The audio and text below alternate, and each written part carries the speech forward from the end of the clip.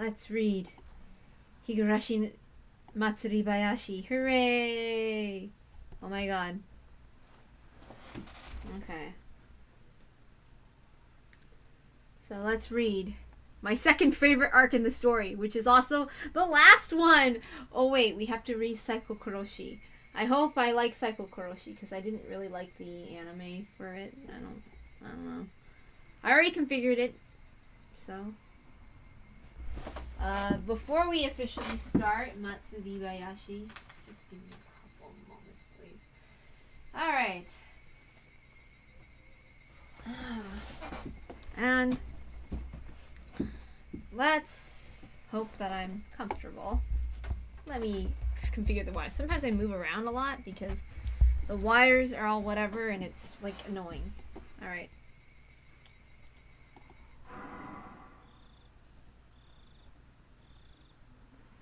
Matsuribayashi. At least let it end with a blissful dream. Festively accompany chapter. The riddle that you've been entrusted with solving now finally becomes unraveled. What must be done to stop the chain? And what will happen in the ultimate end? It's a showdown between the conclusion you reached and the one I reached. There is no difficulty. You should understand that now.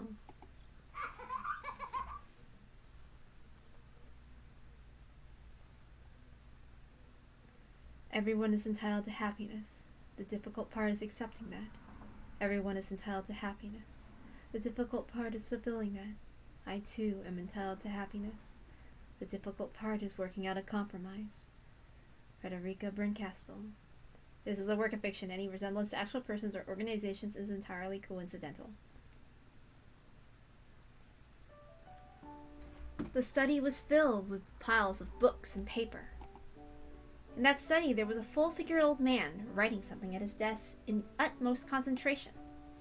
There was also a little girl sorting out papers on the carpet. She almost looked as though she was playing with them, but the serious expression she was wearing made it clear that she wasn't. Grandpa, I'm done sorting them out. Thank you. Let's see what happened. Look, there are lots of people with the same symptoms. It's way higher than the national average. That's exactly what I expected. There's an intriguing treatise over there, too. It discusses psychosurgery and civilization. It also predicts the existence of parasites that inhabit the frontal lobe. The frontal lobe is what causes emotions. That's right. Emotions aren't created by the heart. They're just side effects of the chemicals secreted by the organs known as the brain. If parasites are capable of acting on that organ did exist and spread to create a colony, then that colony's thoughts would be unified. So are parasites the cause of the spread of ideology? When ideologies clash, is that because different parasites are competing to expand their habitat? That, or to expand religion, to expand national borders, or to expand a race. It's hypothesized there are different cultural communities, and their conflict are results of parasites influencing human thoughts. There are people in other countries who think the same thing as you, Grandpa. Of course there are. There are countless parasites on this earth, and it's well known that some coexist with their hosts and some control their hosts. We've also discovered plenty of parasites that infect humans. Yet despite that, we adamantly deny the possibility that parasites can infect humans and control their hosts. Even the hypothesis of such a thing. Why do you think that is? Humans aren't special in any way. Because that hypothesis would also mean changing our view to see the spread of ideologies from the perspective of epidemiology. If conflicts in ideology can be resolved through debate, then they're peaceful. But those conflicts occur epidemically. They become frightening. I don't know how to pronounce it right, okay? I'm sorry. And if one were to treat bad thoughts or the spread of culture as an epidemic? Think about the Black Plague in Europe during the Middle Ages. A viral infectious disease spread, and they forced infected people into hospitals and didn't release them until they're completely recovered. Some even died in those hospitals. They burned their corpses. They confiscated and burned everything those patients touched for the fear the plague infected it.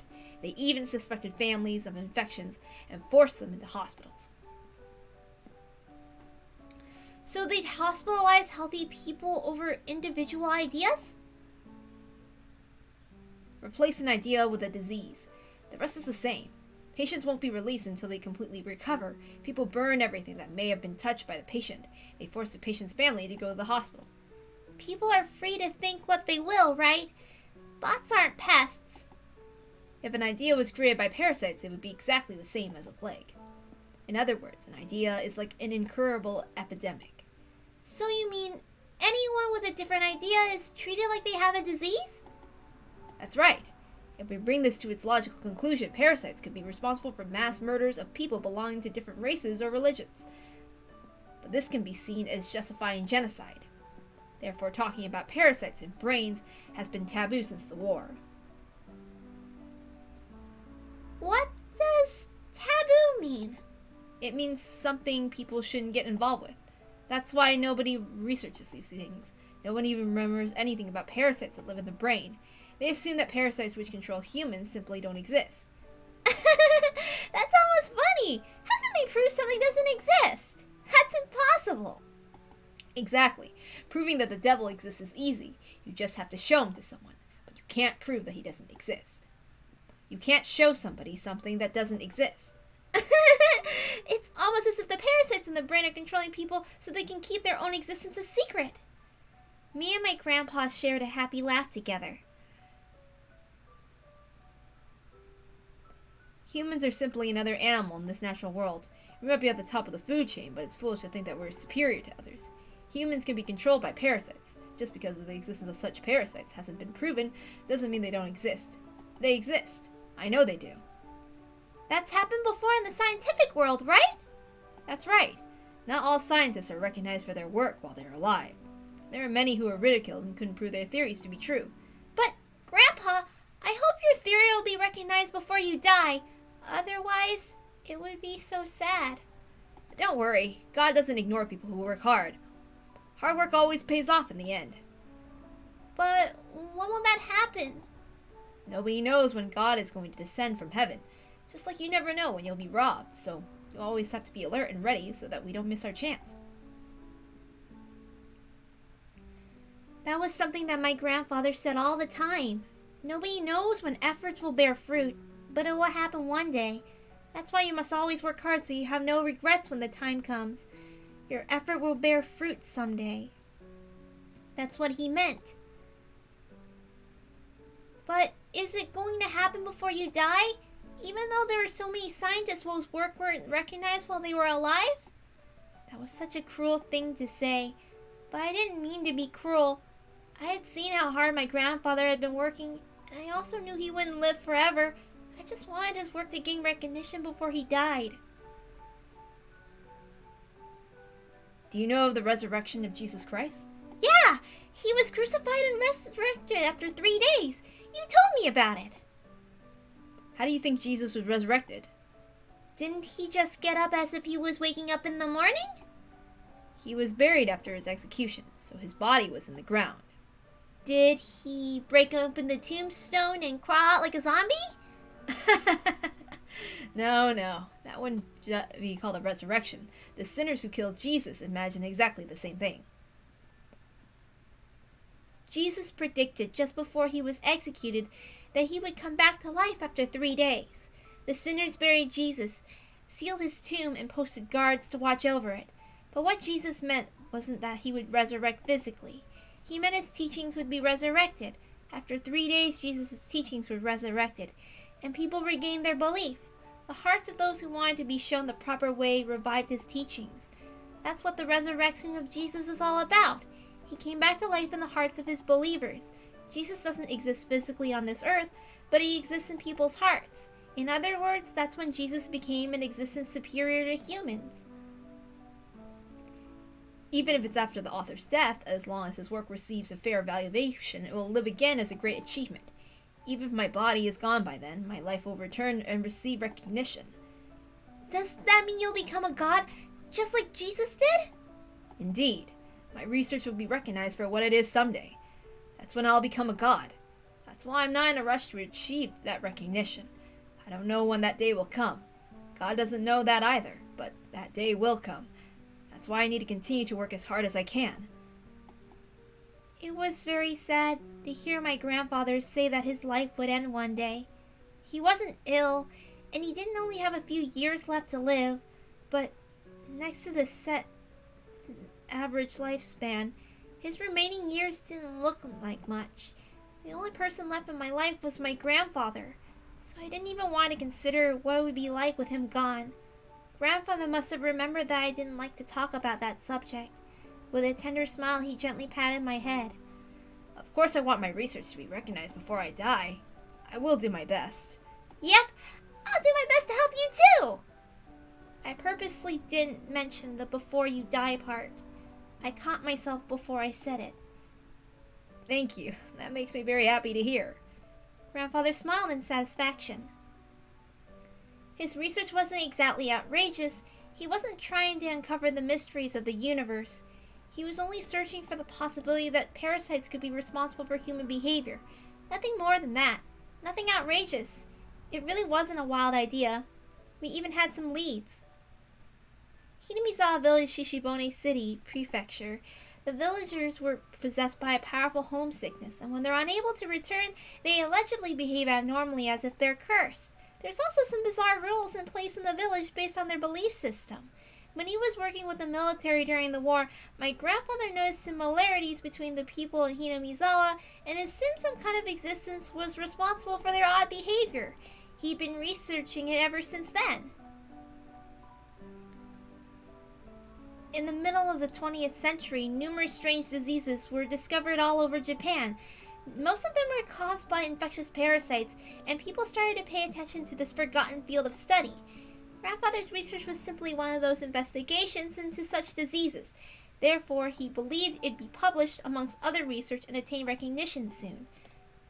But if his research didn't bear fruit before his death, I wanted to continue it. I wanted to continue his research.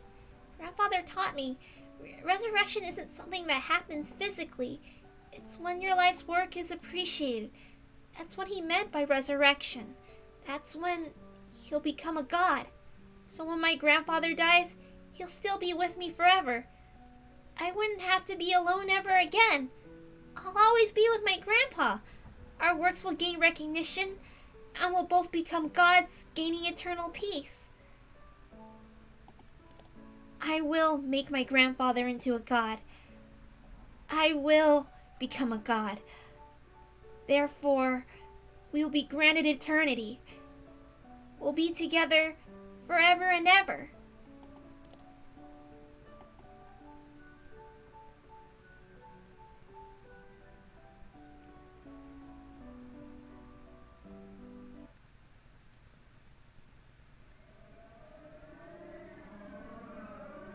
I was looking at the key on the keychain. The key was labeled hen house, but the lock Erica was trying to open didn't belong to that door. It should have opened effortlessly. At least that's what was supposed to happen. But it didn't open. I noticed beads of sweat forming on Erica's forehead. She was the one who came up with this idea. Erica was starting to panic, and the rest of us started to panic too. This only opens the hen house! Let's stop! Let's go back! Shh! We were supposed to be cleaning out the hen house. If they found us back here, if they found out why we were here and why we were trying to open up the lock to the back door, then all four of us were sure to be sentenced to a splayed piggy. Don't panic, Erico. That key opens this lock, right? You already tried it, right? Will you shut up for a minute? This is the right key. It's just hard to open, that's all. She was almost shrieking. Our hearts were pounding loudly, and it was as though the sound of our heartbeats was echoing throughout the hallway. And at that point, we heard footsteps that didn't belong to a child. Shh! Somebody's coming! The three of us held our breath, but Erico didn't hear it. She kept fussing with the lock and the key, as if everything would be okay if she'd just opened the lock. Erico, somebody's coming! Be quiet! I know this is the right key. I'm not dreaming. I already tried it and it opened. Come on, why isn't this working? When is this lock open, we can be happy and we can say goodbye to this hell! Erico, somebody's coming!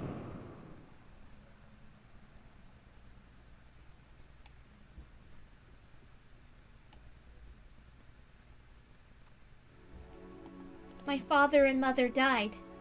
I don't know exactly how old they were. I was too young to remember. They went shopping without me, and that must be why they were punished. It was a train accident. What a terrible disaster. A lot of people died in that incident. But maybe my father was one of the lucky ones. He was still alive when he arrived at the hospital, so he was able to share his final words with me. My mother died instantly. I didn't want to admit that this person I could hardly recognize was my father. As I called out to him, I hope it was somebody else instead. But, unfortunately, it was my father. Maybe I shouldn't have woken him, because when I woke him up, he was reminded of the miserable agony that he had forgotten. He tried to move his right arm so he could pat my head, but his arm was wrapped in bandages and his hand was no longer there. I couldn't find his hand anywhere on the bed. I only had scary memories of his right hand. Its main job was to slap me when I did something bad, but I never wished it to be gone. Besides, that hand also patted my head, even though that only happened a few times. It was a big warm hand and it gently stroked my head. But no matter what good deeds I did, he could no longer rub my head. No, his hand was the least of his worries. He had to go into emergency surgery. The doctors already warned me the chance of him surviving was very low. That's why I was allowed to see him regardless of his condition. Not only could he no longer rub my head, he might be gone forever. Daddy, the surgery will make you better, right? Daddy, you'll get better, right? Right? Listen carefully. Your daddy might not make it, even if I die. You have to be strong, okay? No! No, you'll get better! The doctor's gonna make you better, so you're not going to die! He was stubborn and an old-fashioned father. He believed endurance was a virtue and he never complained about anything. That was why I couldn't believe he actually said he might not make it. I tried to desperately deny his words, but even that wish wouldn't prolong his life. My father, knowing his time was limited, tried to tell me some important things, but I interrupted his efforts by crying like a baby. I just wanted him to slap me just like he used to do every time I cried like a baby, but he would never slap me again. Listen well. Your mother and I both lost all of our family in the war, so after I'm dead, there won't be anyone left to take care of you. He didn't need to tell me that. My parents used to tell me all the time, and so I was aware of that fact. In other words, my father was the only relative I had left in this world. If I die, you can count on Dr. Takano. Dr. Hifumi Takano. Can you say it? Hifumi Takano. That's right. Dr. Hifumi Takano. He's my former teacher. He'll help you. Uh-oh. Oh no. Many doctors came into the room in a hurry. He wanted to tell me something else, but the doctor stopped him from talking, so I wasn't able to hear him. I was kicked out of the room. I didn't know what to do. Nobody told me how my father was doing or when the surgery was going to start, and nobody told me that was going to be the last conversation I ever had with my father.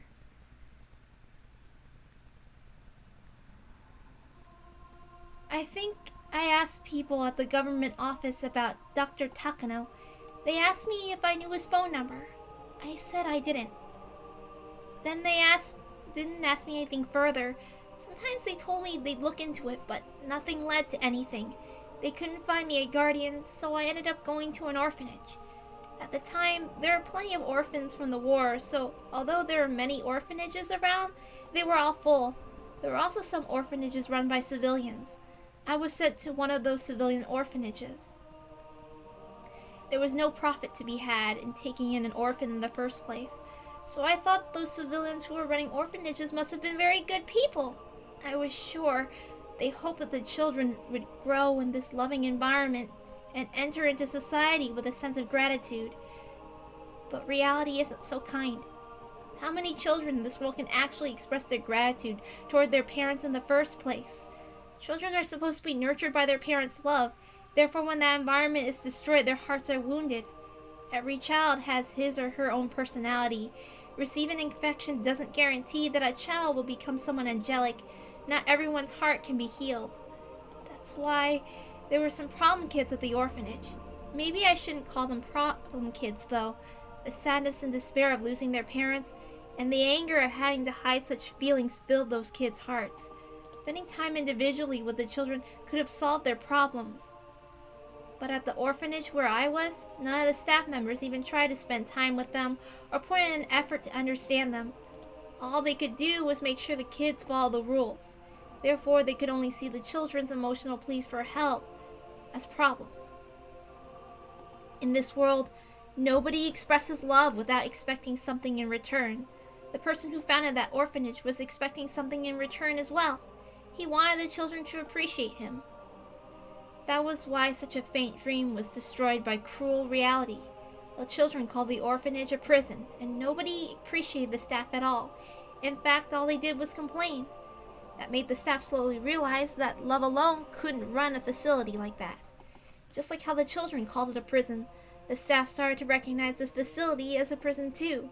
It was a chain reaction resulting from mistrust on both sides. The staff bound the children with rules so they could suppress problem behavior. There was a framed picture of the founder of this orphanage, but I had never seen him in person. Was he satisfied with the fact that he put his own money into this social service? Or maybe he finally realized his dream of being surrounded by angelic children and being celebrated for what he did was simply that, a dream. I don't know, but there's one thing I'm certain of. Such a dream didn't exist at the orphanage. There were so many rules and several plausible standards outlined for us, but the most valued one was silence. Children's chatters tend to increase each other's volume, just like mics drawing closer, and sometimes that leads to fights and the disturbance of order, so children were forbidden from speaking with each other. With those disallowed, they must have thought things would go smoothly. However, I think I always heard people's voices at the orphanage. There are two kinds of voices. One was the staff yelling, the other were the children crying. We were not allowed to walk around inside the orphanage freely, so we never knew who it was that was crying. One time, along with the crying and yelling, we heard the noise of metallic things being smashed against each other. We knew it was some kind of punishment, but there was no way for us to even imagine what it was. We trembled, we pretended we didn't hear anything, and kept on working on our assignments. One of my roommates told me it was the casket punishment, but she didn't tell me any further, and I didn't want to know either. Even if we behaved exactly the same as yesterday, if the staff were in a bad mood, they might pick on us. Stupid paper fell down. Sorry, let me try again. I'm very frustrated now. Okay. Even if we behaved exactly the same way as yesterday, if the staff were in a bad mood, they might pick on us. So even if I didn't want to know, I might suddenly find out what the casket punishment is one day. The footsteps of the staff member were getting closer. We noticed them, so we straightened our backs and pretended we were studying hard. It was more important the staff saw us doing than us actually getting any work done. I noticed the girl next to me was falling asleep, so I poked her with my elbow. She noticed my signal and straightened her back like the other children. It was almost evening. This was the hardest time for us to keep ourselves awake, and the most dangerous time.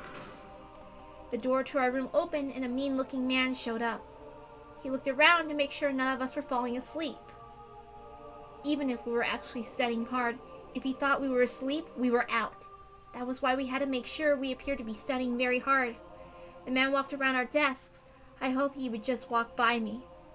That was what we all prayed as we kept on working on our homework. The more we pretended to study hard, the more we could hear the sound of metal objects. The sound of metal objects crashing into each other along with streams. We couldn't even imagine what the poor subject of that punishment was going through. Maybe there was something even worse than the casket punishment. To erase such fears, we tried to concentrate even harder on our work. We kept working, and as the metal sounds and screams went on forever.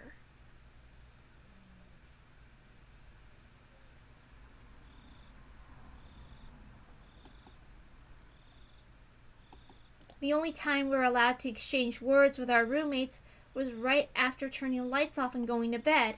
Being located in the middle of the mountains, the orphanage was very quiet at night. After making sure that staff members were far enough from our room, we enjoyed talking amongst ourselves. That was the only leisure time allowed us, although it wasn't anything nice like enjoying pleasant conversation. Why? Because we mostly talked behind others behind their backs. We spoke of things like that member of the staff is only strict or unfair or malicious toward this person, and so on. We just repeated those topics forever until somebody couldn't keep themselves awake anymore. We even discussed how we could get back at the staff, and we took our revenge on all of them in our imagination. Some of the kids even started to cry when talking about it, difficult as it is for us. Although the subjects we spoke of were negative, talking about them was the only way to vent our frustration, and even though we felt despair about tomorrow, we were able to fall asleep. But sometimes a different subject popped up. It was about the Yurigaoka House of Love and Mercy on the other side of the river. Yeah, over there I heard they not only get nap time, but snack time too. Plus their president is a very nice person. The House of Love and Mercy was a privately run orphanage just like the one I was at. But it was a very kind facility unlike ours. It seemed like a fantasy land compared to our current environment. A few years ago, when this place was a lot worse, a few children tried to escape. It was hard to believe. There was a time when this orphanage was even worse to live at. Supposedly, 3 or 4 people tried to escape. I don't know the exact number, though. They headed to the House of Love and Mercy. Their escape was a success. Except for one unlucky child, they were able to get to the property of the House of Love and Mercy. I guess the staff couldn't follow them into the other orphanage's property. In other words, the facility's property had to be just out of their jurisdiction. The staff were frustrated that the kids got away from them, and they dragged the one they brought back here. I'm sure they wanted to bring back the others who got away from them too. I'm certain the staff were determined not to let a single one escape. It was easy to see that determination in the obstinate way they locked the place up after the event. But they were never able to bring back the ones that got away. No matter how much the staff were mortified, they couldn't reclaim the children and punish them. In other words, if you could make it to the House of Love and Mercy, then you could escape the evil clutches of this hell. On the other hand, the one they caught went through such misery afterward. Yet the exact details of how he was punished were never passed down. All that remains were ominous phrases left by those who knew him at the time.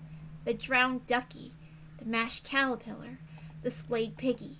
I can't even imagine what kind of punishments they were.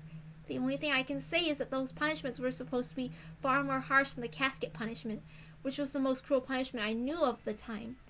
I can only imagine how horrible those punishments were from their ominous names. After that, the captured kid's wish came true. He was able to leave the orphanage. Was he able to leave this orphanage safely and enjoy his freedom while breathing in the fresh air under the blue sky? Well, according to the rumors, that wasn't what happened at all. While he was playing in the boiler room, he slipped and fell, injured his brain, and died. The children were instructed not to go into the boiler room after the incident. Everyone knew the boiler room was always locked. So everyone knew he was killed. And not just that, he was killed after being tortured. He was killed to teach the other children that they would face hell on earth if they tried to escape. Yet those who faced that risk and made it out obtained ordinary, average lives full of love and mercy's namesake, which were far better conditions than when we lived in here. Maybe the House of Love and Mercy really was heaven. Maybe all the orphanages are pretty much the same, but compared to my orphanage, I bet anything else would have been better.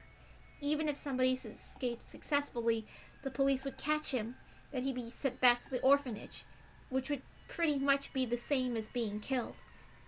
However, if he could reach the House of Love and Mercy, they'd take him in, and they wouldn't send him back. By talking about escaping to the House of Love and Mercy, we were trying to forget how cruel reality was to us. And then one day, the leader of our group, Eriko, said to us quietly, "Would you try to escape if you had a chance to?"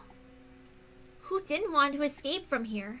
It was a rather foolish question, but that wasn't what she meant. If there was a chance to escape, would you take that chance knowing that you had to go through if you got caught? That's what she meant. Not one of us could answer immediately. If the previous escape incident was a total success, then we might have thought differently. But after that, the orphanage had tightened up security to prevent runaways. All the doors and windows were locked heavily, and it wouldn't be at all easy to get out. Even if another group escape was planned, the success rate would be very low. 3 escaped and 1 was caught before. Maybe 2 would be caught next time. No, maybe everyone would be. If I could, I want to escape, but the House of Love and Mercy is so far away. The bridge is long too. We'll all be caught before we get there. Besides, we can't even go outside. Everything is locked up. There were locks all over the orphanage. To escape, you need a key for both the inside and the outside. And after the lights were turned off, even each section of the hallway was individually locked. Make no mistake, this was a prison. According to the rumors, orphanages receive government fundings depending on the number of children they house. So if anyone escapes, they lose money. Also, if we were to expose the conditions of the orphanage, they'd end up being expected and things would get complicated for them. That was why they were so intent on keeping us locked up. Sure, if there was a chance I would want to escape, but realistically there's no way we could. Every door is locked. Well, did you know the henhouse in the courtyard uses the same key as the door to the back stairs? Really? Shh. Eriko shushed us. Sometimes mass-produced locks take the same key. Of course, most places use different type of locks, so this won't happen, but the staff at the orphanage must have overlooked it. So there were 2 locks that used the same key at the orphanage. However, most of us had never had the chance to even touch the keys, but there were a few exceptions. One of was the henhouse. Each room group took turns taking care of the different chores. If your group was assigned to clean the henhouse, you would have the key to get it from the teacher's office. You were supposed to return the key immediately after you were done. But while taking care of the henhouse, the key was in the children's hands. While the staff would occasionally come around to check, they wouldn't keep an eye on us forever. Eriko, you aren't thinking about using that key, are you? Let's not. It's too dangerous. Of course it's dangerous if it's only one of us, but it's different if we're in a group. Wait, why? Do you know why only one kid was caught the last time they tried to escape? They were desperate, and so to escape as a group they did something to increase the chance of success. That was why only one of them was caught. What did they do? They scattered as they ran. They dashed in different directions. They waited until the day when there was only a few people working at the orphanage and ran away this way and that way. And so, although all depended on luck, it would increase the chance of success for sure. And on your own, you'd probably have no hope, but if the staff were to chase after other children, then your own chance of escaping successfully would increase. In other words, Eriko was inviting us to escape with her. The more children joined, the more each of our chances would increase. But among us, there were children who tattled to the staff for their own benefit, so she had to be very careful about who she talked to. Eriko must have trusted us a lot. Eriko, me, Tomomi, and Kikuko, 4 children. Do any of you want to stay here a day longer? The 3 of us shook our heads, but at the same time we couldn't agree to escape with her either. Of course we don't want to stay here a day longer or even an hour longer. Even if we did exactly the same thing as we did yesterday, we might get yelled at tomorrow. I can't stand this anymore. I can't stand living in fear of what to do and what not to do so I won't be yelled at. We all feel the same way. We can endure strict rules, but it was almost impossible to endure vague ones. It wasn't too much of a stretch to say that the rules depended on the move of the staff. This is okay, that isn't okay. Such borderline rules change daily, and if we were to say anything about that, we'd be treated horribly for it. I'll escape, even if I have to do it alone. Like I said, the more people that join, the better our chance. Think about it. If they find out about this henhouse key trick, they're sure to change the lock on the back door. In other words, we only have one chance. So even if you regret not joining in later, it'll be too late. But I'm scared. I'm scared too. If we get caught, we'll all be killed. Tomomi and Kikuko weren't the only ones who felt afraid. The fear was perfectly understandable, because all of a sudden the fear of punishment that would allow had become very realistic. I'm sure Eriko felt the same way too, but her courage was suppressing her fear, and because of that, she shared her idea with us. So, do you plan to stay here forever? No way! I know you're scared, but this is the only chance we have. You have to be brave just this once. What about you, Miyoko? Don't you want to go with me? Unlike Tomomi and Kikuko, I wasn't trembling that much. Of course, I was scared in my own way, but compared to the other 2, I must have appeared rather calm. Can we really escape? Of course, Eriko wouldn't guarantee our success, but I had to ask her anyway. There's no guarantee, but if you join me, I'll have a better chance of escaping than trying to run on my own. Of course, the same goes for you too. Eriko gave a calculated reason, but I'm sure she just wanted a friend to agree with her. It was probably more important to her than increasing her chances to escape. Tomomi, Kikuko, if you're too scared, then I won't force you. Miyoko and I will escape ourselves. 2 is enough. Well... Eriko rushed the 2 to make up their minds. It almost looked cold, but that was her way of mustering their courage, because it was very possible that regardless of the outcome of our escape attempt, as our roommates, those 2 would be held responsible. It's not like we'll do it tomorrow. Our turn to take care of the hen house is in a week. We'll wait for the perfect time to do it. If we don't feel it's safe, then we'll wait for our next turn. We'll be very careful. The rotation of the staff and the timing were important, but we each also had to know the way of the House of Love and Mercy. We were planning to split up, so we had to know the area. I made up my mind. Okay, I'm coming with you, but let's time our escape very carefully, okay? Of course, we'll be killed if we get caught. I don't want to die. I'll come too. Me too, me too. Tomomi and Kikuko agreed, so we all decided to escape as a group. We waited for the perfect opportunity. We waited for the day where only a few staff members were at the orphanage, and we decided to let God take care of the rest. It's open!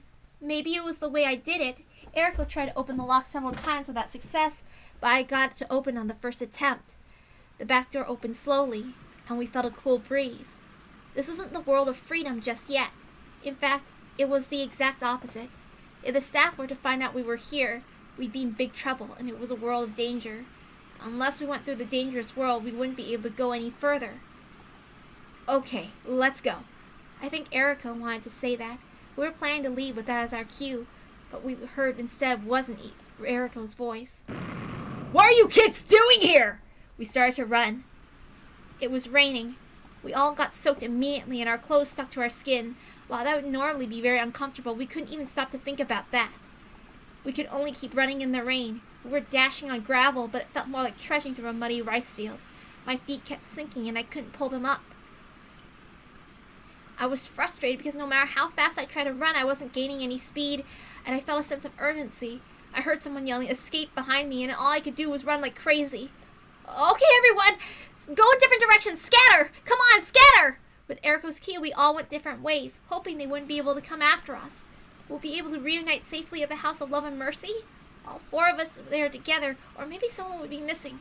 No, maybe everyone else would make it, and I'd be the one who gets caught. My thoughts were interrupted by the voice of a staff member coming from behind me. Hold it! Wait! Hold it right there! The staff members could be numbered fewer than us, so I was lucky they wouldn't be coming after me. Praying that the staff's voices I heard in the distance weren't after me, I looked back for a moment. If I had the time to turn around, why didn't I take another step forward? Why didn't I try to escape further? As I turned around, I felt a huge hand cover my face. Its pinky finger slipped into my open mouth. The hand grabbing my face shoved me into the muddy gravel. Of course, I didn't stay quiet. I fought back. And then I saw his face. It was the scariest face I'd ever seen, and I realized it immediately. He only wanted to capture me and allowed to use me as an example. And considering what would happen to me afterwards, killing me here on the spot wouldn't pose any problem, would it? Yes, he looked at me with unworldly hate, ready to end my life here and now. His pinky finger ended up touching my tongue. The indescribable nasty taste sent an icky feeling through my whole body. That's it. This is what my murder tastes like. He's going to shove that finger down my windpipe and suffocate me. And so in order to live, I fought back in the only way I could. Something warm filled my mouth. It felt like swallowing blood after a nosebleed. I spit it from my mouth and ran without turning around, leaving the staff member clutching his pinky finger. You little shit! Damn you! I'll kill you! I heard his roars echoing behind me. It wasn't a man that was after me, it was a beast. He had no interest in capturing me. His only goal was to see me dead. My shoes had slipped off. They weren't sneakers, so they came off easily while I was running like mad. My bare feet snuffed the gravel over and over. It was painful, but I didn't care, because if I stopped, I knew what would happen to me.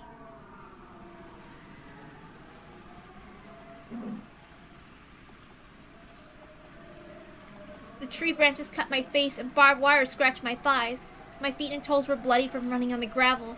The blood from the staff member's pinky finger dripped down from my mouth and stained my chin and chest. I was running for my life while scratches and cuts all over my body. If I were to get caught, I would be killed. If my pursuer had any sense, I'd be killed after being tortured, but he didn't. I'd be killed on the spot. I don't want to be killed. I don't want to be killed!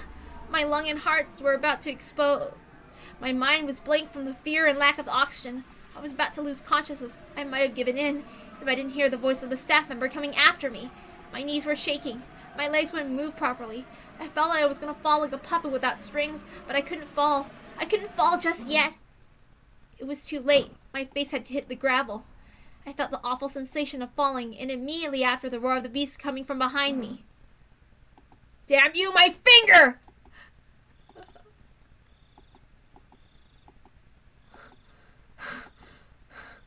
I must have hit my thigh against the steering wheel when I jumped.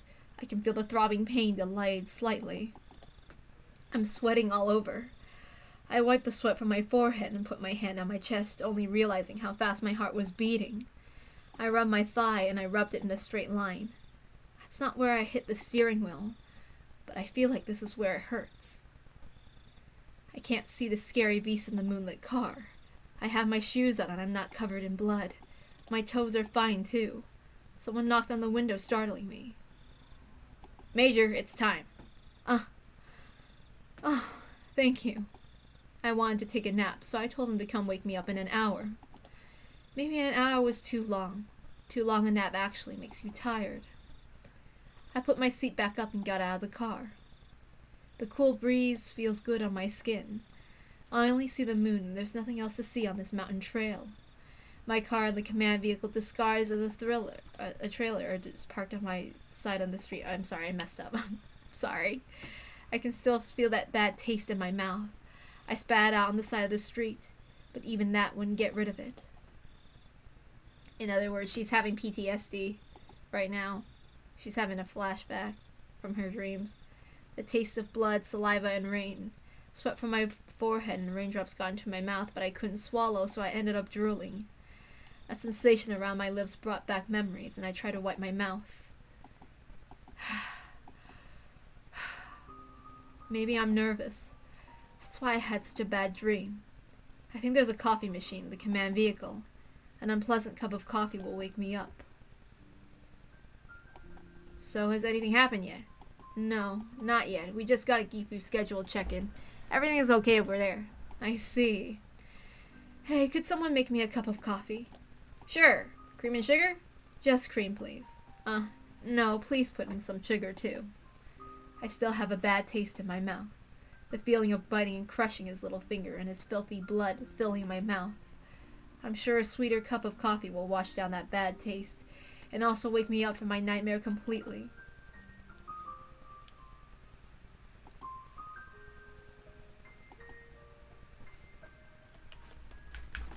How much?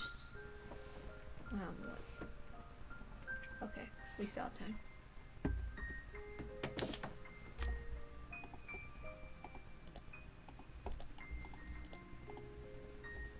No tips. But there, yep, Takano's backstory. I feel like when reading that, like, it made me like Takano's character a lot more, and I understood it a lot better, because I just felt like they villainized her too much in the anime. I don't know. Anyway. Banquet to back end over. One more speaker, then the toast starts. Are you ready? This is the back end. We're ready. We can't hear anything from inside, so please give us a cue when the speech is wrapping up. Listen up. 10 bottles of beer per table. Make sure to deliver them to your area smoothly. Young hotel workers dressed smartly in bow ties pulled bottle after bottle after the beer cases preparing for the toast. They waited for their cue to serve the drinks while listening through the intercom. At a normal party, they could put bottles of beer on the table ahead of time, but there was a lecture before the party, then they couldn't.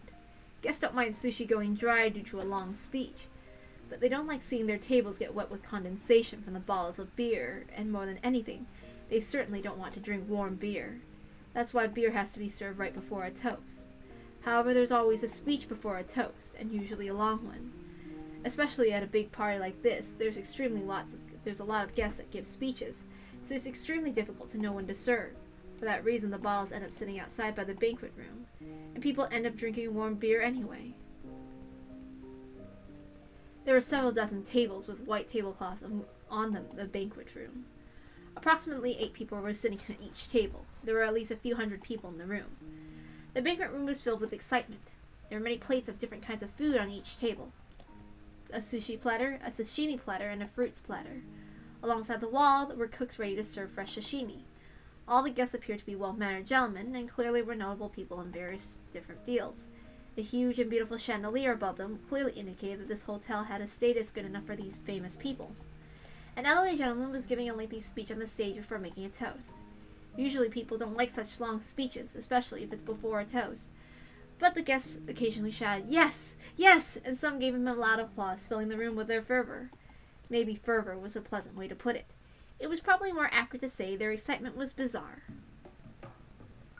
Which country should actually teach people not to show any respect toward their own flag?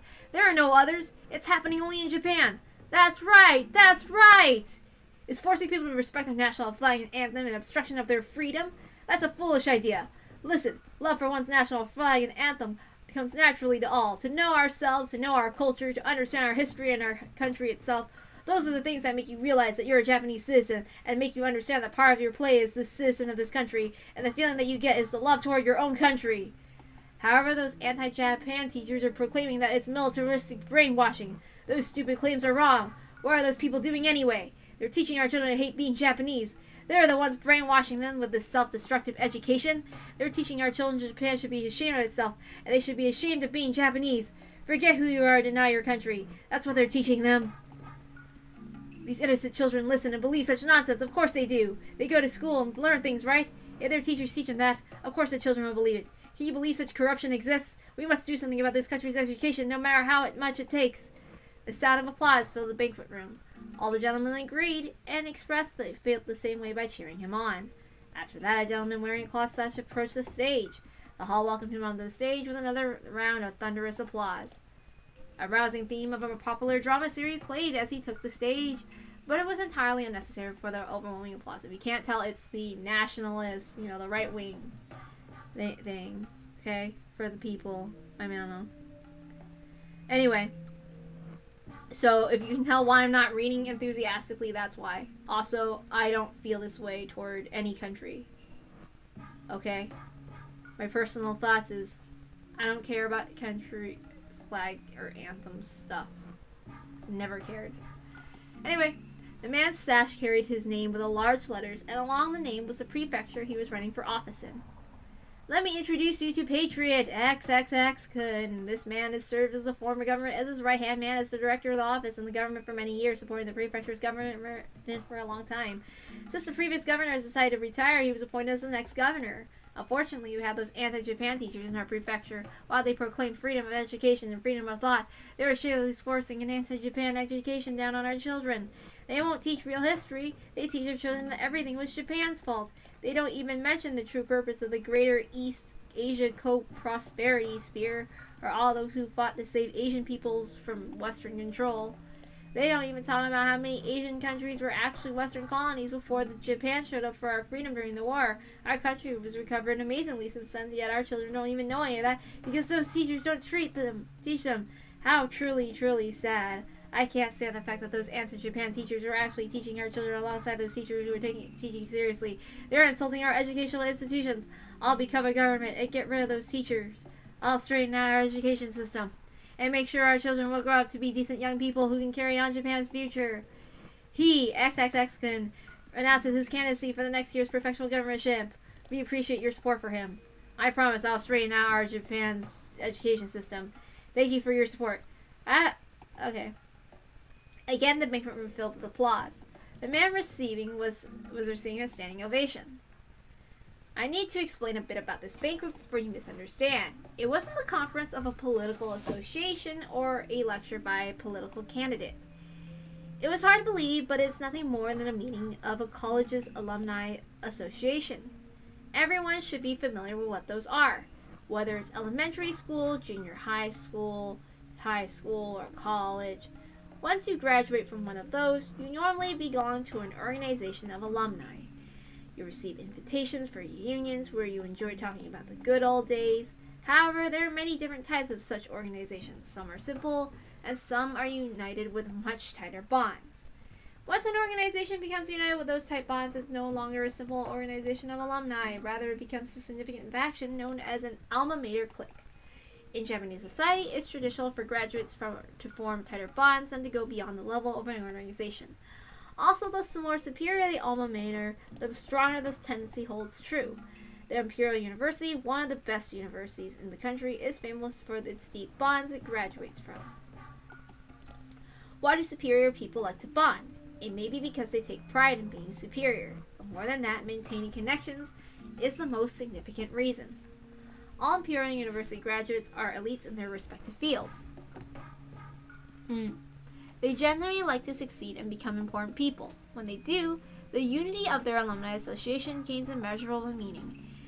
In fact, even today, the Imperial University graduates maintain their tight academic clique, and they hold great influence throughout many different fields. They do interact with other universities as well, so the graduate bonds are extremely tight even today. Additionally, while Imperial University usually refers to the University of Tokyo, sometimes it's used to mean all 7 major universities in Japan. They are located in Tokyo, Kyoto, Tohoku, Kyushu, Hokkaido, Osaka, and Nagoya. They're all great schools.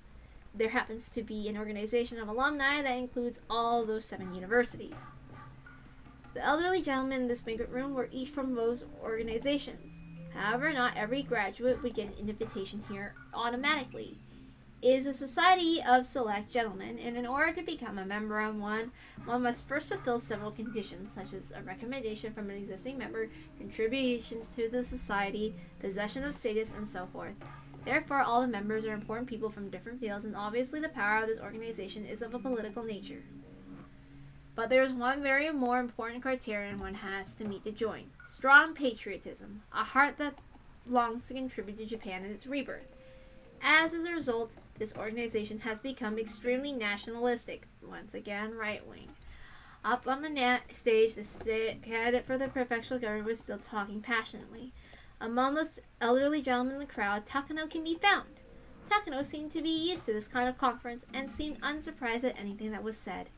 But at the same time, she looked rather fed up with it.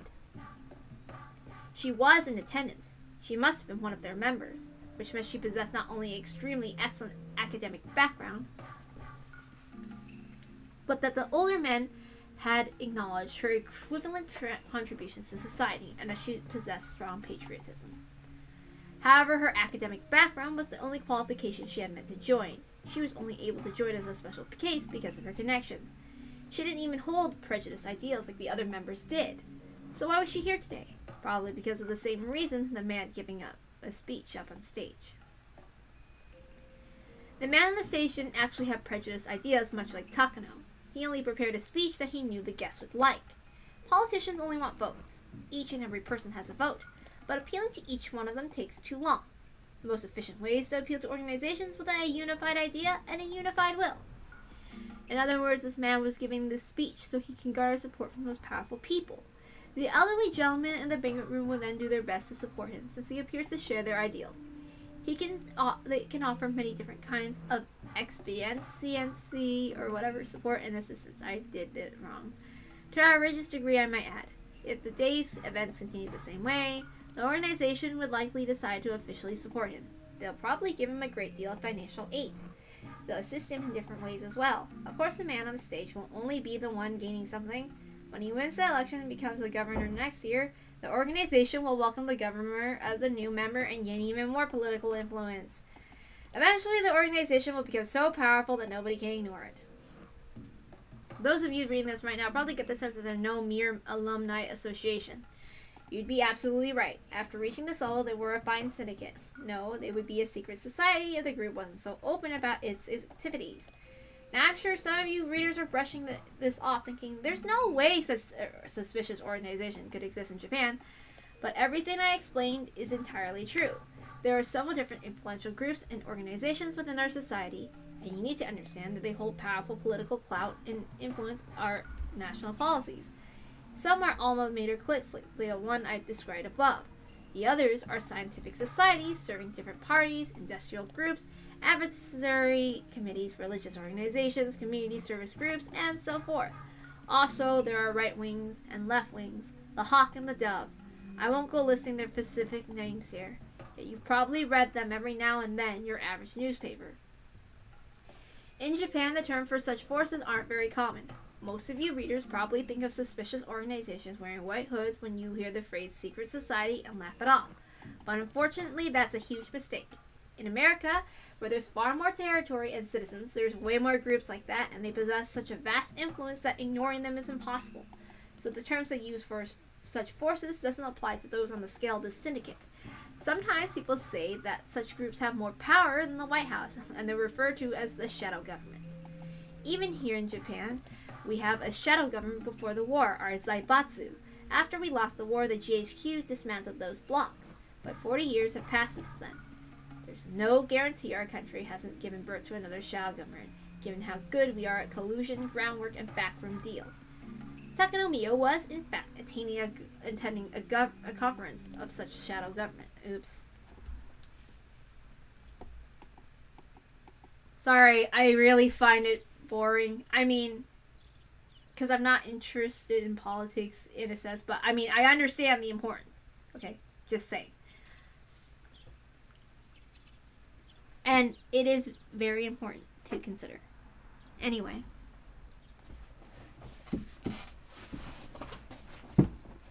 I mean, if I didn't think it was that important, I wouldn't have been reading it. Okay, so anyway. It might appear to be a guest house at a golf course. There's no golfers in sight, but by appearances, that must be it. But appearances can be deceiving. This wasn't a golf course, but a huge backyard. The guest house was, in fact, a very stylish mansion. Normal people would be surprised to learn that this was a private residence.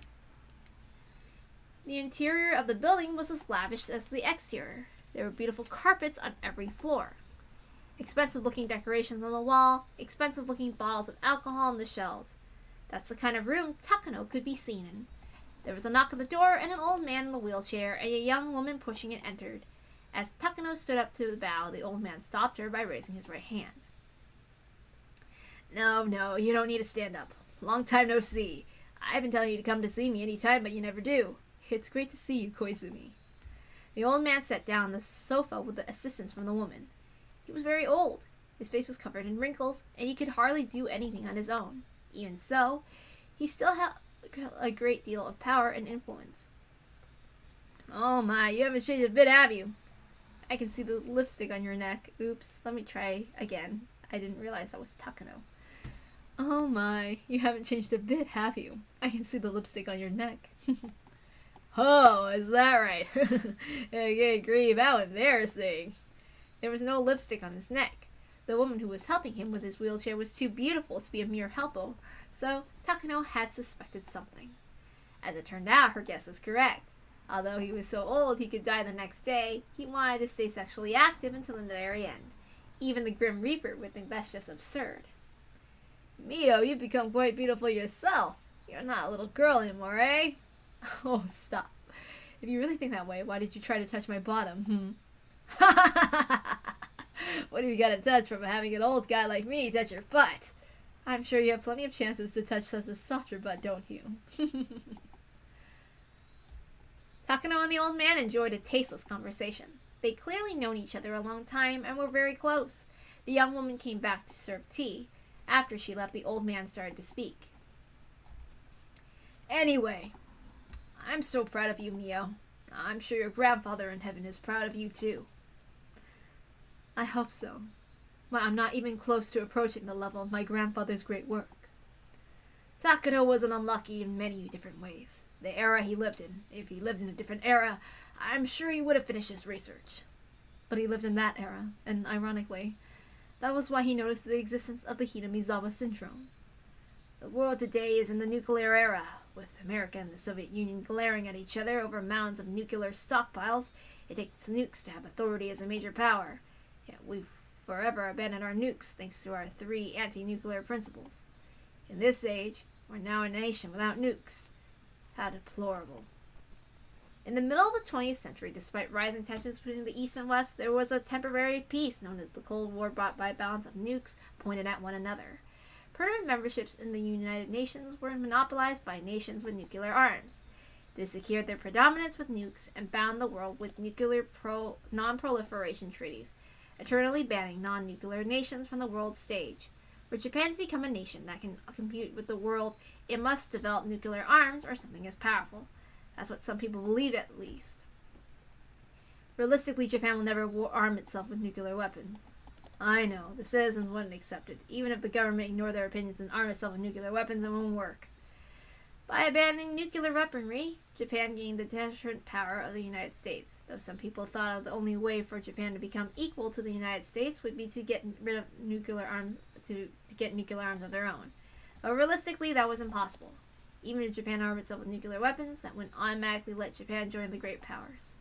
Takano and the old man discussed the balance of the nuclear power in their world, especially the sound of the cuckoo clock reminded them to return to the cuckoo clock. I'm sorry, I don't know how to pronounce certain words, okay? And then return to the main subject at hand. The old man pointed to the attached case that had been sitting next to Takano. Takano now at once opened it up and removed the contents. There were brand new bills packed in it. How much was actually in there? A bundle of brand new million yen bells is 1 centimeter, so there must have been at least enough to make 8 digits. There were also 2 more attached cases by her side. However, neither Takano nor the old man were surprised at all. Takano opened the attached case and bowed. Thank you very much, Koizumi. I'll never forget about this. Money should be handled by the younger people. I can't take it to heaven with me. I just hope this will be of assistance to you. Yeah, they should be! When will that happen? I hope soon! I'm sorry. Use it wisely. Of course I will. I'll use this money only to make my grandfather's dream come true. I envy Takano. What a wonderful grandchild he has. I'm sure he's bragging about you up there. I haven't done anything yet.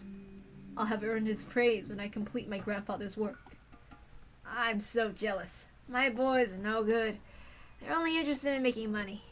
What really matters is how the money is spent. How you contribute to the country is what's most important. That's how you repay your debt to it, you know? Oh, so you're saying that treating all those lovers so lavishly is also a way of repaying your country? Of course, when they shop, the country makes money. Money goes around, you see? However, those lovers were probably only up buying some foreign goods. Things probably won't quite work out the way this old man thinks they do. Takano chuckled to herself. But the money I give to those women, the money I give to you are completely different. I know that very well. You worked very hard. You retained trust and support from so many people. This is the first time I mentioned it, but Haruyama and Mochizuki both weren't sure about you because of your age at first. That's why I'm acknowledging your efforts, and that's why I'm giving you this money. I understand. Also, for me to give you this money means I recognize you as an official successor of Takano's research. Thank you very much. Thank you for believing in me. I truly appreciate it. No, don't mention it. This research is Takano's and yours too. He wouldn't want anyone else to take over, so thanks to all your effort, I wouldn't have to spend too much time convincing the other old folks. Completing my grandfather's research is the least I can do for him.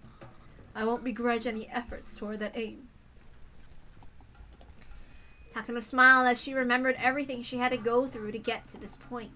It went without saying, but the old men around Takano saw her as someone from their grandchildren's generation, or maybe even younger. Just how much did Takano have to endure in order to gain the trust of those with such a large generation gap? It was hard to describe to those who couldn't even imagine her trouble, but Takano earned it. She gathered allies, drove away enemies, garnered support, and forced them to recognize her. She spent a long time establishing trust and rising to a status that the old men will welcome, which is all the more reason this meeting was a reward for her many days of hardship. Now that she officially had powerful influence backing her, she could spread her wings and see the completion of her grandfather's unfinished research. Well, now that you're officially continuing Takano's research, there's something I need to tell you, Mio. What is it? I'm listening. The old man paused and put an expensive cigarette from the cigarette holder onto the table. Takano lifted it up for him. She didn't smoke herself, but knowing that the old man did, she kept the lighter in her pocket. The constant build-up of little gestures like that was how she gained the trust she held today. Takano noticed the Hinamizawa syndrome in Manchuria, not Japan. Yes.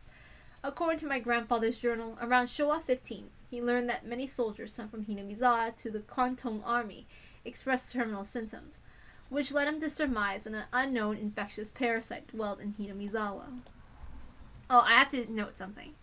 Okay, so, like, you know how the Japanese, like, I mean, how, like, the nationalists or whatever, the people in that one group were like, oh, yeah, we're totally doing this for like, something good. Okay, need I remind you that I'm Chinese, and, yeah. And if you know anything about World War II and anything about what happened with Japan and, like, what they did to other Asian countries, yeah, it's not a good thing, okay? Just to make that clear, because sometimes a lot of people, they'll believe anything, and I just want to clarify that. And even if I say I'm not interested in politics in that way, I just want to clarify that there are important things, and especially like how things are nowadays. I just don't want to bog it up too much, okay? Because, yeah, I just want to say where I stand, okay? In that sense of, I don't really like certain things. It's just, it's more, it's a pain in the ass, because some people are just, pains in the asses when it comes to things. I mean, just so you know, what my stance on things is, I like to, it's better if people can just be who they want to be and do what they want to do and not have people get in the way. And when people start to be like, oh no, you can't dress like this, you can't be who you want to be because, oh, you can't, that's when it's just like, okay, anyway, moving on. Okay, anyway. Under the harsh conditions of war, people sometimes lost their minds. In those conditions, there were people who were sent off to far-off battlefields from Hinamizawa, spent their days under duress, and occasionally they exhibited terminal symptoms, hallucinated, and caused twisted incidents. Yet that all occurred in a sense of chaos at the battlefield. Every incident was handled separately, and no one suspected that there was an underlying cause. At the time, Takano was working as a military physician in the Kwantung Army. He was researching the prevention of different infectious diseases. And one day, he noticed that several instances of deranged behavior were occurring among soldiers from the same hometown. He hypothesized that these symptoms were unique to those from Hinamizawa and began his own personal research. He hired soldiers from Hinamizawa as workers in his research center and studied them there. Then he learned of the unique Hinamizawa faith in Oyashiro, and he was convinced that he found an infectious parasite with unique properties. Some may wonder how he would be so certain that these symptoms were caused by unusual parasites. At the beginning of the 20th century, German doctors proved there were some unknown diseases that were caused by bacteria and parasites. At that time, it wasn't too far of a jump to assume that unknown pathogens could be behind unknown diseases. For instance, in modern times, it's been revealed that beriberi is a cause by vitamin B-1 deficiency. While at the start of the 20th century, many loudly proclaimed it was the work of an unidentified pathogen. Yes, my grandfather predicted that his research would be valuable to the army, so he asked for a budget, but they just laughed at him. As a researcher, her grandfather was very talented and passionate, but when it came to gaining the aid of political powers, he simply struck out. Hinamizawa syndrome. No, the possible existence of a parasite that infected the human brain and controlled emotions. Even though he made a remarkable achievement of discovering a mystery no one had explained before him, he was unable to convince others of that achievement and spent his life alone, unable to garner support and unable to achieve proper recognition for his achievement. Independent research has its limit. Talented people, funding, and backup. A research project can only be successful only if all those things are present. Takano had noticed her grandfather's mistakes. That was why she did everything she could to obtain all of that. The military at the time was hoping for a low-cost, immediate-acting weapon. While Takano's research was extremely intriguing, it didn't meet the military's expectations. But I heard you were the only one who understood my grandfather's research, weren't you? In his journal, he calls you his best friend. We came from the same hometown. It was a miracle to run into someone from the same town in such a distant battlefield. Although we weren't close in age, we became very good friends, so we talked a lot. Many times he told me his research would be revolutionary. and asked me to lay the groundwork to secure full funding for a full-scale research. I read in his journal that you talked to many different people about his research. Unfortunately, its value was never recognized, but I'm sure your support meant a lot to him. I was never really able to do anything for him. That's why I want to help you, Mio. Helping you was like atoning for my mistakes. Thank you very much. He was very lucky to have you as his best friend. If there were only more understanding people like you in the military's upper echelon. It's very regrettable to think that my grandfather's life might have been different. The old man closed his eyes and paused for a moment. Shortly after, he looked into the distance and spoke. Actually, that isn't true at all. The higher-ups were interested in Takano's discovery. What? I've never heard of that before. Then why didn't they support his research? Something came up and they couldn't let him look into Hinamizawa syndrome. Only a few of the top brass and myself knew the reason. Now that all but myself have passed, I think I should tell you, Mio, since you're carrying on his work. What came up? What was it? Takano had believed until this day that her grandfather's research was ridiculed by everyone, which is the reason why it had never gained any recognition. Her grandfather asked the military for funding, so he uncovered the secret of Hinamizawa syndrome during the war. But just like the old man had said earlier, the military wanted an instant-acting weapon. That was why they weren't interested in his research. That was what she had believed. But as it turned out, the military had actually shown an interest after all. Before I go on, I need to explain about the Kwantung Army in Manchuria at the time. While the Kwantung Army was stationed in Manchuria, opinions were divided on whether or not to advance our forces north or south. At the time, Japan had troops in Manchuria, but opinions were divided on advancing north to deter the Soviet Union or advancing the south to expand our territory and secure resources. With the Soviet Union and its predecessor Russia being a landlocked frozen nation, they had long yearned for an ice-free port that wouldn't freeze up over in winter. They had made numerous attempts to expand their territories southward too. Those expansionist policies were said to be the cause of the Russo-Japanese War. In the history books, it said that Japan won the Russo-Japanese War, but it was actually a draw, ending in the peace sign of the Treaty of Portsmouth. Both sides had simply set aside their spears after mutually exhausting their forces. It wasn't like Russia capitulated and offered a complete surrender. As a result, the perception of the Russian threat continued to smolder. Later, the Russian Empire was overthrown by a revolution, but Japan was unable to shake the threat that the new Soviet Union could advance south. According to the history books, Japan went south. They signed the Soviet-Japanese Neutrality Pact and abandoned the northern advance. As a result, when the Great Patriotic War began, the Soviet Union was able to respond to pressure on the German front by pouring their eastern forces. Though the Germans had managed to lay siege to Moscow, the Soviets had launched a massive counter-offensive that reversed the tides of war. Even with the Soviet-Japanese Neutrality Pact, the Soviets couldn't tell if Japan would attack them at some point. Because of that threat, the Soviets had to leave some of their forces in the Far East. They weren't able to devote enough troops on the German front. For starters, the Soviets had forged the German-Soviet Non-Aggression Pact too. Germany broke the treaty and attacked the Soviet Union. To make matters worse, Japan and Germany had forged a military alliance. With all those factors in play, the Soviets naturally couldn't trust Japan to uphold their neutrality pact. Ironically, the Soviet Union was the one who broke the pact, but I won't go into that now. Exactly, Hitler signed the Tripartite Pact because he expected Japan to keep the Soviets' other front in check, but ultimately Japan abandoned the north. With a superior German offensive, many supported the idea of waiting and watching it play out.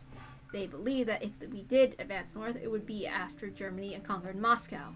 However, that plan was exposed to Sorge, and the other Soviets transferred their heavy tanks from the Far East border to the German front.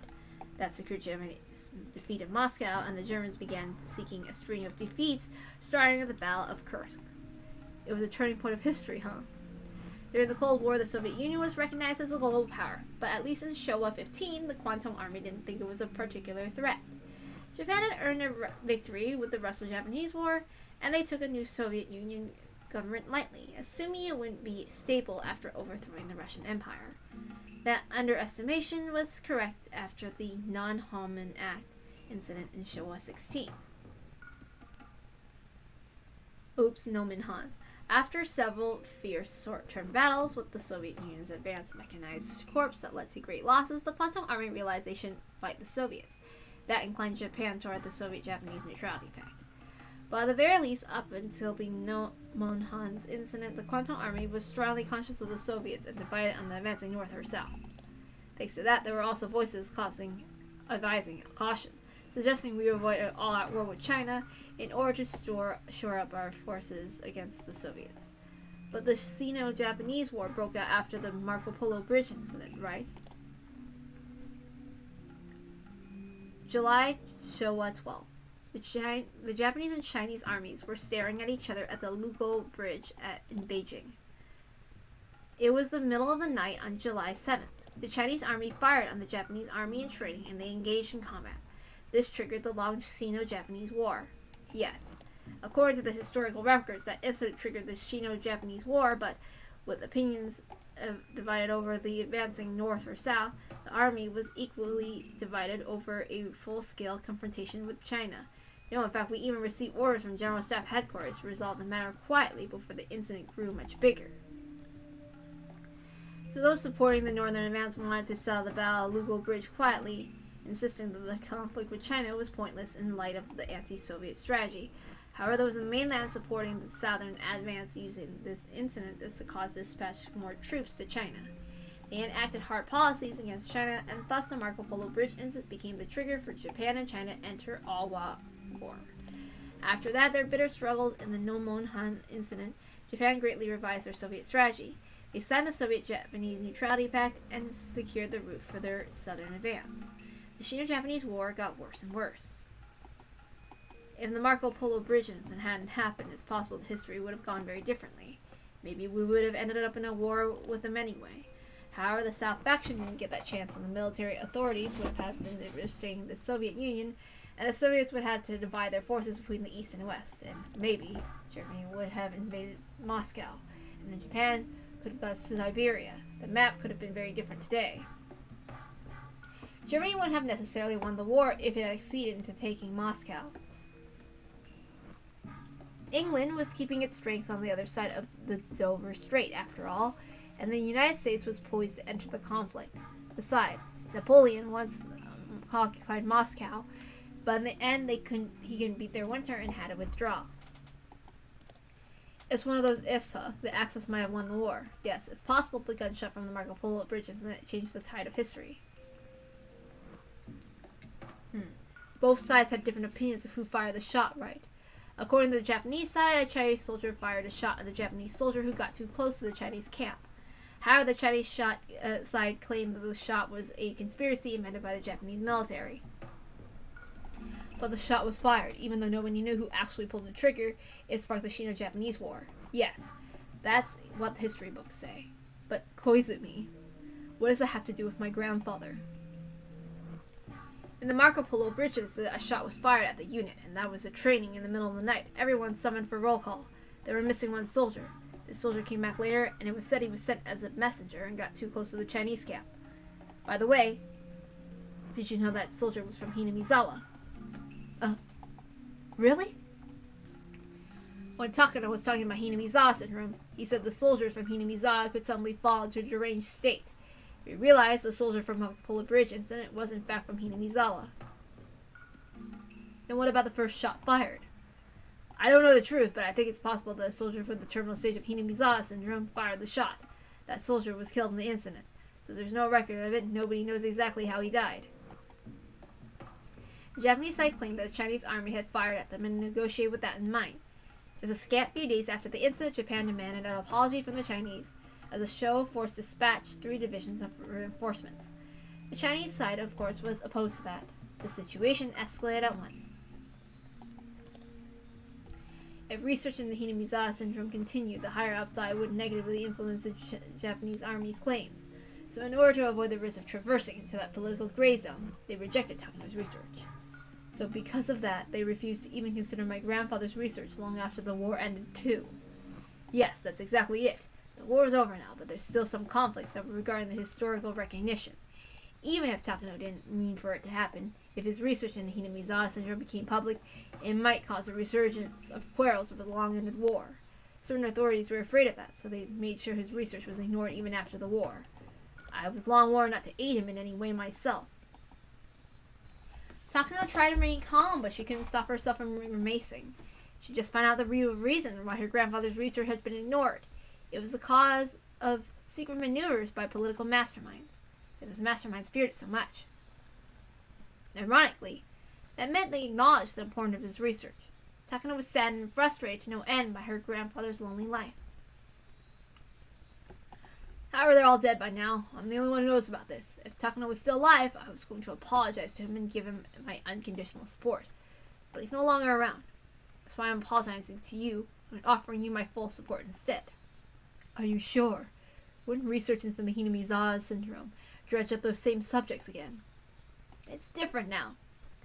Besides, the research into the Hinamizawa syndrome may produce more than a mere local disease. Depending on your research, post-war Japan may gain a trump card that makes it a world power once more. So the tides of times have changed then. That's right. Unfortunately, Takano didn't live long enough to see that tide change, but he has you to continue his research. So as long as I'm alive, I'll give you my full support. I promised to help Takano, but because of various things, I couldn't do anything. So I want to make up for that as long as I'm alive. I think that's the least I can do for the man who called me his best friend. Koizumi. Thank you so much. Oh, don't mention it. I'm glad I was able to help you for everything before I died. Anyway, until I'm gone, I'll make sure you get everything you need, okay? So if anything comes up, be sure to let me know. I'll do anything for you. Takano couldn't even imagine what kind of bond this old man and her grandfather had between them. But thanks to that bond, Takano was able to gain a powerful supporter. Tears welled up in Takano's eyes as she gave an emotional look, but in her mind, she was practically dancing at the promise of the old man's full support. The old man and Takano both bowed at the same time to show each other their appreciation. Once that was done, the old man became a little more serious. After the far too lengthy preamble, he finally said what he really wanted to tell her. So, there you have it. This is what I wanted to say. The Hinamizawa syndrome has the potential power to make history. It may even twist the fate of our country. So, keep that in mind and be careful with your research.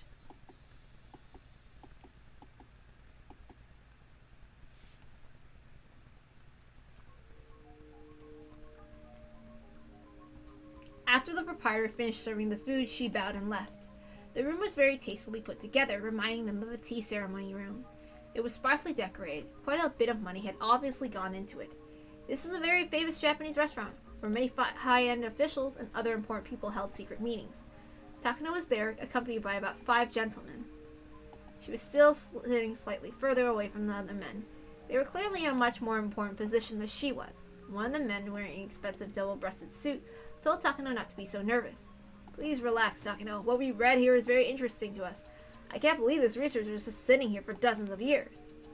It is surprising. I thought most of the research on the BC weapon the Japanese military conducted during the war failed to bear fruit. It has nothing left after the US military confiscated even the fundamental research. I heard this research was barely even glanced at by the top brass. I see, so that's why nobody knew about it and the GHQ didn't investigate it. In that sense, at least. It was truly fortunate. Interesting that Dr. Takano's research would be succeeded by a different Takano. I suppose that's fate. It's like it's deceased using your body to complete his life's work. Maybe that's true. I feel a mysterious connection to him too. Takano adored Takano Hifumi and called him grandfather, but she hadn't revealed that relationship to others. She realized it would be beneficial for people to think that she was involved for her personal feelings continuing Dr. Takano's research. So publicly, she once had exchanges with Takano Hifumi and after his death discovered his research documents with his remains and chose to carry it on. At least that's how the story went. Well then, what do you think? The defense agency was very interested. According to Nakagawa and the defense agency's technical research and the development institute showed great interest, they offered to sponsor the research too. Oh, that's wonderful. Congratulations, Takano. Thank you very much. Here's what they said. There's a research council for the next generation of deterrence being led by experts from several different ministries. One of those is called the Alphabet Project. Have you heard of it, Takano? There was no way that she would know about something like that. It was very possible for these nationalists to research something dangerous without citizens knowing about it. Society forms when something like a web made of connections between people. People hold hands with other people who share the same idea and end up knitting a net. Of course, some nets are well known, but there are some secret ones too. There's no way of guessing just how the men at this meeting are connected. A society involving research for deterrent weapons for the next generation, the Alphabet Project. With those words, it's possible to imagine what that might entail. Deterrent weapons. That usually refers to nuclear technology. Weapons that are normally used to destroy enemies. However, the idea of deterrent weapons is very different. The assumption is that they won't actually be used against anyone. Nuclear weapons are largely used as a threat to prevent enemy invasion. Both the US and Soviets possess large stockpiles of nuclear arms, keeping each other in check, but they never actually use them, because if they did, there'd be nuclear war. Both countries would be destroyed. So they're like a legendary weapon you never draw.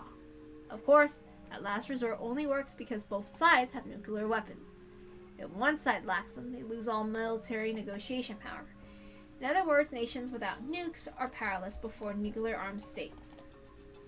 That can't be true. Japan abandoned nukes and it still functions as a nation today, or some people may be thinking, but they're wrong. Japan abandoned nukes, but lies under the nuclear umbrella by allying itself with America. That means the nation functions thanks to America's nukes. However, that also means we must resign ourselves to forever being a vassal of America. In order for Japan to escape that and become a powerful nation equal to America, it must possess its own deterrence arms and step out of the nuclear umbrella. The society must have been put together by experts who believe in that ideal. Given that the name Alphabet Project makes sense, nuclear weapons are weapons of mass destruction. However, weapons of mass destruction aren't always nuclear. They also include biological weapons and chemical weapons. Atomic, biological, chemical. The initials of these three words make up ABC. That is why the weapons of mass destruction are sometimes called ABC weapons. I won't go into weapons of mass destruction that don't belong to those three categories. ABC, alphabet. In other words, Alphabet Project must be a code for research into weapons of mass destruction. As it happened, this guess of Takano's was correct. By rights, Japan should possess nuclear arms. We established ourselves as a peace-loving nation after the war, and after our vast international contributions, we've been recognized as a permanent member of the UN. Yet, until we possess nuclear arms, we won't be recognized as a proper nation.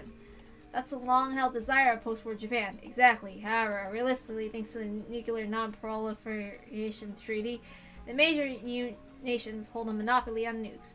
Worse, our public opinion is growing allergic to nukes, so foreign and domestic pressure makes implementing them possible. Biological and chemical weapons are sometimes known as the poor man's nuke. Small countries that can't own nuclear weapons have already started research into that kind of weaponry. Takano, please don't misunderstand us, okay? The purpose of our research isn't to obtain a biological weapon. Instead, our goal is to prevent such weapons from coming into Japan from other countries. So this is research into self-defense. I want you to understand that. Yes, I'm aware of that. Takano hated this Japanese tendency to make excuses, but she didn't let it show on her face. No matter what they said, they already saw value in using the research toward biological weaponry. However, in truth, this was just an excuse as well. If they actually wanted to research biological weapons, it would be much faster to research diseases like smallpox and anthrax instead of the unidentified disease like Hinamizawa syndrome. It wasn't actually correct to say the defense agency was interested in using it as a biological weapon. In other words, Takano needed a powerful sponsor who would back her up with funding, personnel, and a facility to conduct her research. So she used her connections and turned to the old men behind the government and economy, reaching out to each of them and getting them to forcibly pull out funding from the defense agency under the excuse of its application toward the biological weaponry. That was the truth.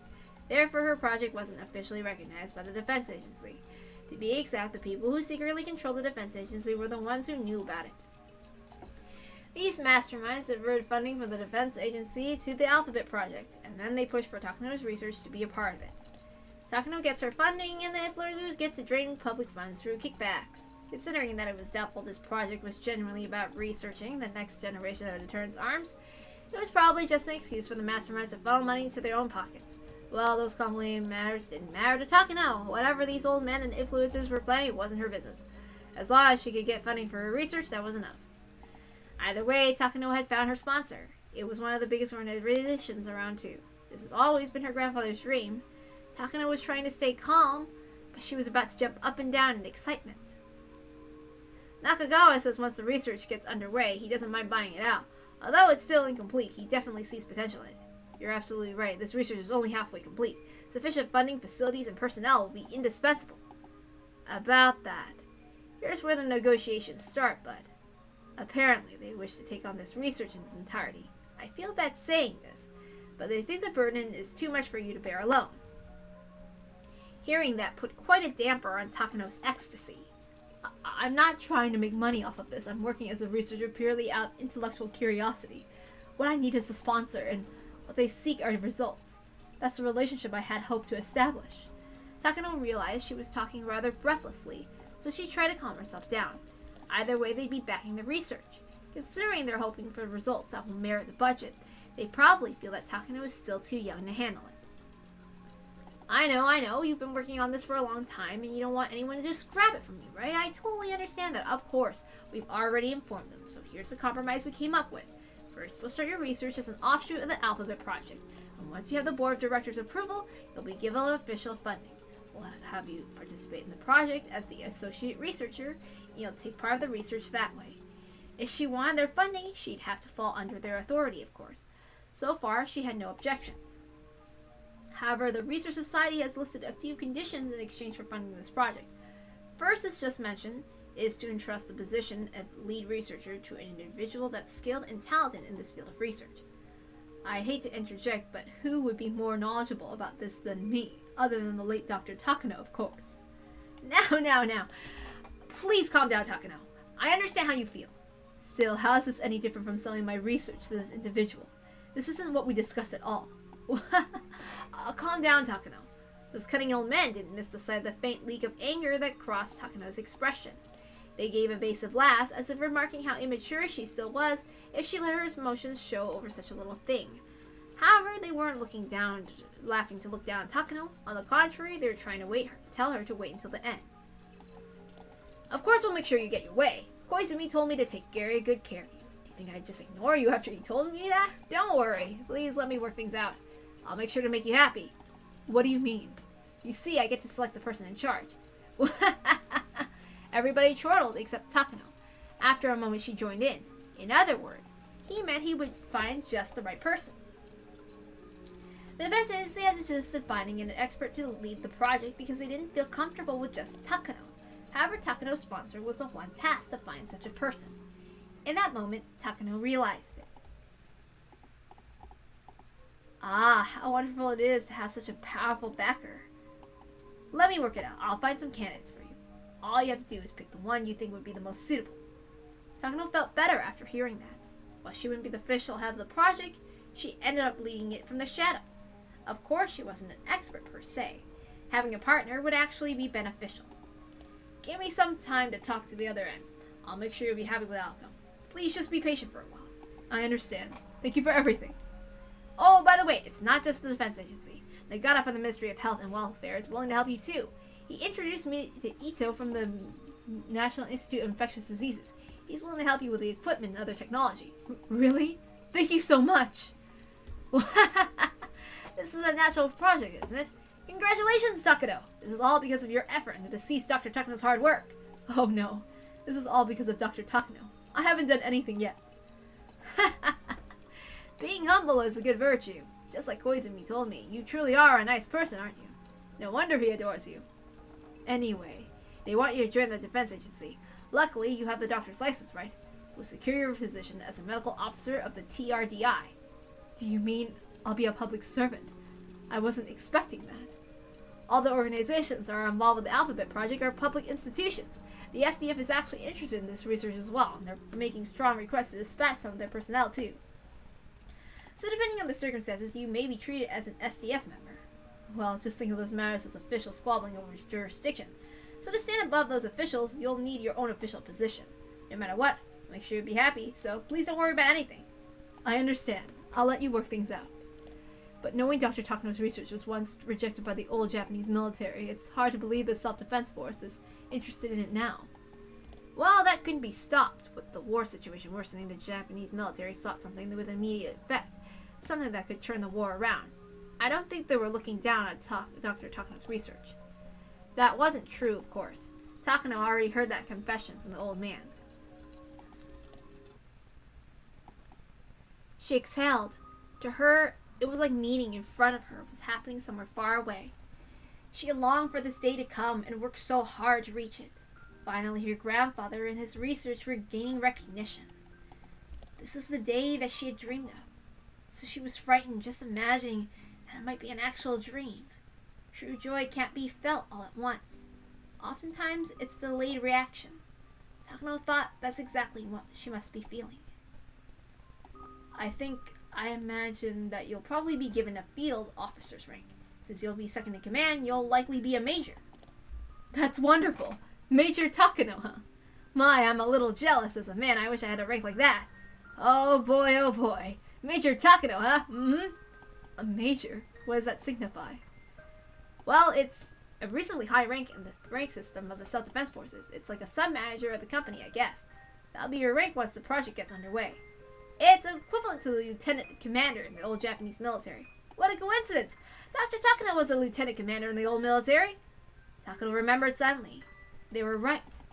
Her grandfather had been a lieutenant commander in the Japanese military. Everything that she had done until today was so that she could continue her grandfather's research.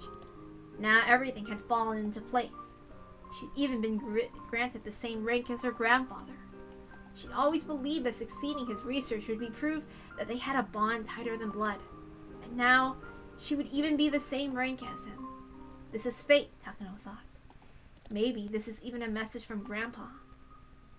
Yes, it must have been a shout of encouragement from heaven. It was proof that she inherited not only his research, but his will as well. Takano couldn't help but feel a sense of destiny for attaining the rank of major.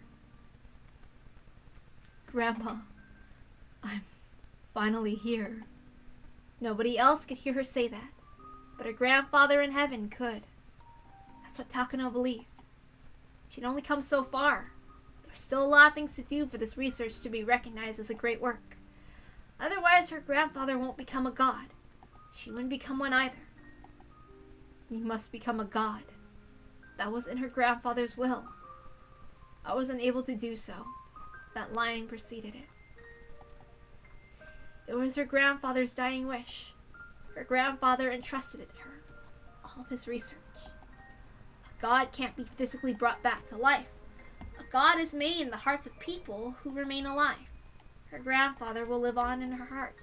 His exploits will be known to many, and all the scholars will fight to read his documents, to steal them from each other, and they'll learn about Hifumi Takano, who began his research during the war. They'll know that nobody understood him, and he ended up devoting his lonely life to his research. And finally, they'll extol his grand achievement.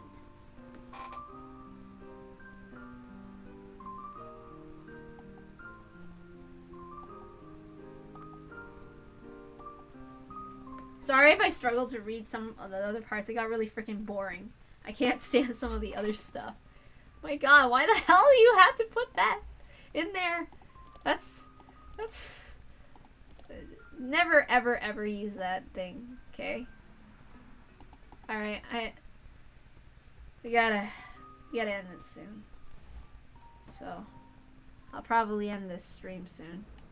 So yeah. Alright, let's go. Bye.